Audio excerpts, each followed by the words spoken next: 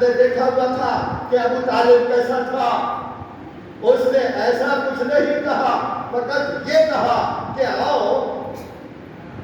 گالیاں نہیں کر رہا تھا, وہ یہ کہہ رہا تھا تمہارے اسلام میں ہے, تمہارے پیغمبر نے کہا کہ جو قتل ہوگا وہ جنت میں جائے گا, قتل ہوگا وہ شہید ہوگا. اس نے وہی کہا جو اسلام کا چیلنج ہے, اسلام کا چیلنج ہے. اس نے اسلام کے چیلنج کو چیلنج کیا تو پیغمبر نے جواب دیا.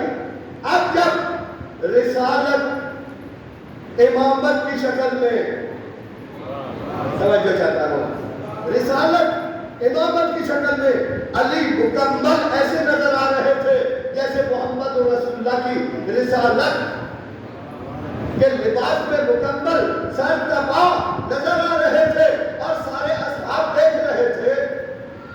اور بعد میں دستاریں باندھنے والوں اور مدرسوں میں آج بھی دستاریں پہننے والوں اور دستاروں کی سیرت میں کہ پرچم لگانے والوں اور پوسٹر لگانے والوں اور اس دستار کی سنت پہ چلنے والوں اور دستار بندیاں کرنے والوں, اور پیغمبر نے خندق کے میدان میں اصحاب کے سامنے, تمہارے خلفاء کے سامنے پیغمبر نے علی کے سر پہ دستار رکھ دی اور دستار رکھ کے یہ کہا برکت ایمان الہی کفر کلے, آج کلے کفر کے مقابلے میں کلے ایمان جا رہا ہے. تو پھر آپ اپنے ایمان کو, اے اصحاب آپ اپنے ایمان کو سمجھ لو کہ علی پر ایمان ہے تو مومن ہو, اگر نہیں ہے تو اللہ یشہد ان المنافقین لکاذبون, اللہ کی طرف سے تمہارا یہ پیغام آ رہا ہے.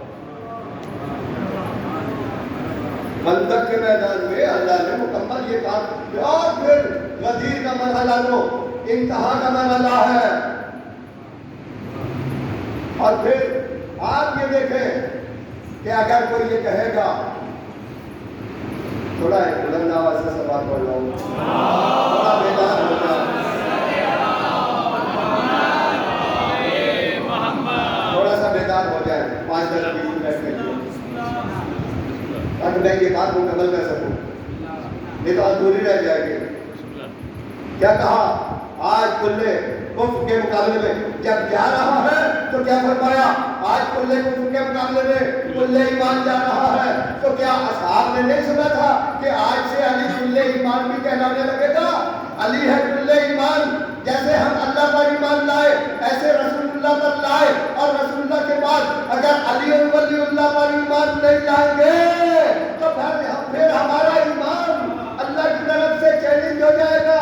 جب اللہ نے سورہ منافقون نازل کر دیا تو پھر چیلنج ہو گیا, تمہارا ایمان ثابت کرو کہ اللہ پر سچا ہے یا نہیں. اگر اللہ پر سچا ہے تو محمد رسول اللہ پڑھو, اگر محمد رسول اللہ پر سچا ہے, اگر نبوت پر ایمان سچا ہے تو علی ولی اللہ پڑھنا پڑے گا.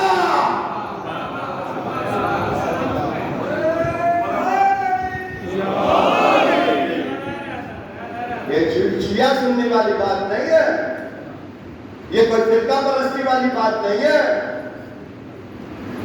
قرآن میں ذرا آپ آیا ولایت کے تیسرے حصے کو نکال کے دکھاؤ, ہے کسی مسلمان کی ضرورت؟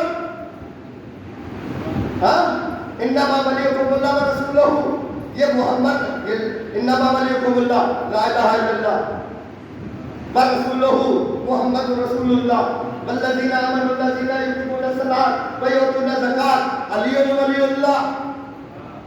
ذرا اس تیسرے جز کو آیت سے کاٹ کر دکھاؤ.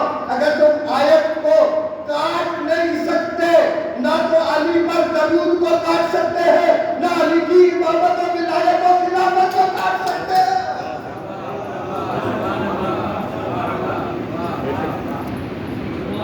یا پھر